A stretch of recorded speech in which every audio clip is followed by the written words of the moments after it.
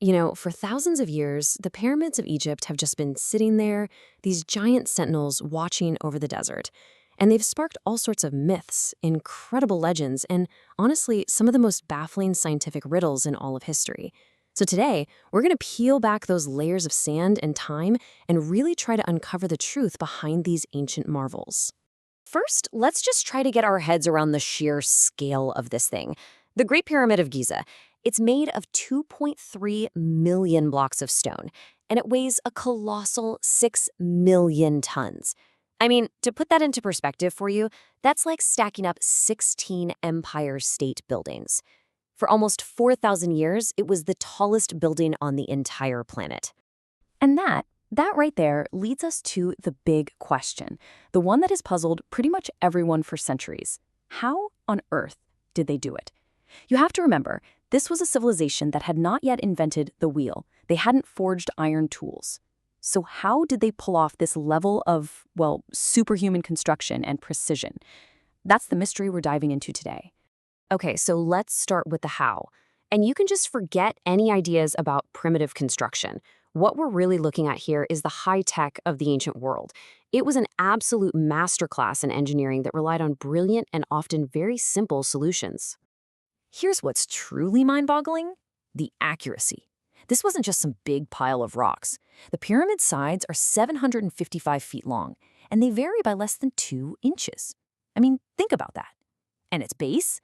It's aligned to true north with an error of less than 1/20th of a degree.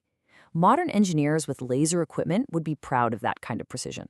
So, how'd they do it? No lasers, no compasses. It was all through these ingenious low-tech methods. To find true north, they would just watch a single star rise and set and then calculate the exact midpoint. Simple, but brilliant. To level that massive base, they dug trenches, flooded them with water, and used the waterline as a perfect spirit level. And for each layer of blocks, a simple wooden A-frame with a plumb line made sure every single surface was perfectly horizontal. All right, so the site is perfectly level and aligned. Great.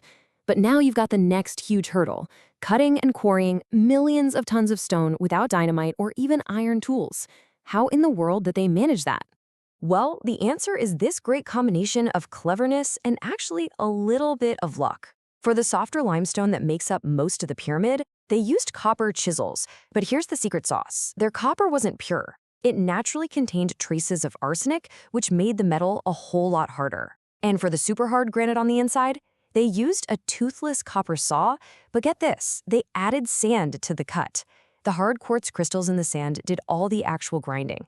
It was slow, for sure, but it absolutely worked. Of course, cutting the blocks was only half the battle. Now you had to get them up the pyramid, and some of these weighed as much as 50 tons. That was an incredible challenge. Most Egyptologists agree they used massive ramps, though the exact design, whether it was one long straight ramp or one that spiraled around or even zigzagged, that's still a mystery, mostly because they dismantled the ramps after they were done. So, we've looked at the incredible engineering. But who were the people behind this monumental effort? Who were the actual builders? For centuries, the popular myth, the one we've all seen in Hollywood movies, was that armies of slaves were forced into brutal, backbreaking labor. But the archaeological facts, they tell a very, very different story. The pyramids were built by a well-organized, skilled, and actually respected workforce of native Egyptians. And how do we know this? Well, the proof comes directly from the builders' own tombs, which were discovered right next to the pyramids. I mean, they were given honorable burials, a privilege slaves would never, ever receive. Forensic analysis of their bones shows they got expert medical care. We're talking broken bones being professionally set and even evidence of early brain surgery. They were also well fed, with rations of meat, fish, and beer. And skeletal analysis confirms they were all native Egyptians. The scale of this workforce was just immense. Modern estimates suggest a whole city of around 25,000 workers labored for 23 years to complete the Great Pyramid. Now, to meet that deadline, they would have had to place a new, perfectly cut block every 2 minutes of every single working day. Just think about that pace. So we've covered the how and the who, but that leaves us with the biggest question of all: why? Why would you dedicate so much of your nation's resources and energy to building these colossal monuments? What was the point? For a long, long time, the answer seemed pretty obvious. They were just tombs, right?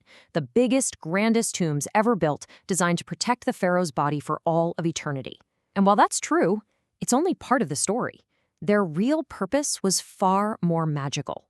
The key to understanding their real function came from a chance discovery back in 1879.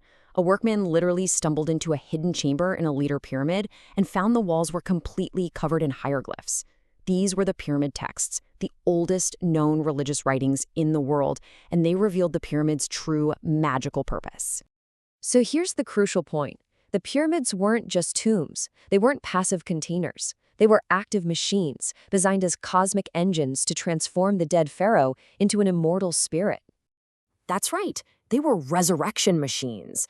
The Egyptians believed that by placing the pharaoh's body inside this very sacred shape, perfectly aligned with the heavens, they could guarantee his soul would successfully journey to the afterlife, join the gods, and be reborn as an eternal star, watching over Egypt forever. Okay, so we've answered the how, the who, and the why. But even after all these centuries of study, the pyramids have not given up all their secrets. Not even close. There are a few final, tantalizing riddles that remain. One of the most famous is the Orion correlation theory. This idea proposes that the layout of the 3 Giza pyramids wasn't random. It was intentionally designed to mirror the 3 stars in Orion's belt. The theory argues that their size and alignment on the ground perfectly match the stars up in the sky. The counterargument, though, is that it's just a coincidence since the alignment doesn't really work for other pyramids or other stars in the constellation. And then there's the mystery of these things. Deep inside the Great Pyramid, there are 4 super narrow shafts, only about 8 inches wide. For years, everyone just thought they were simple air vents. But some researchers now believe they were astronomically aligned star shafts, designed as pathways to guide the pharaoh's soul up to the heavens. This idea led to some pretty cool modern exploration. Back in 1993, a robot sent up one of these shafts traveled about 200 feet before it was stopped by a sealed limestone door. So in 2002, a new robot drilled through it, sent a camera in, only to reveal, you guessed it, another sealed door just a few inches behind the first one. It was a dead end that just made the mystery even deeper. This is what has led prominent Egyptologists like Dr. Zahi Hawass to believe that the true, undiscovered burial chamber of the pharaoh Khufu might be waiting just behind these doors. He thinks the greatest discovery of all is still in there, waiting to be found. And that leaves us with one final, tantalizing question. The pyramids have stood for 4.5 millennia, guarding their secrets. And maybe, just maybe, the biggest secret of all is just waiting behind one last unopened door. What do you think is in there?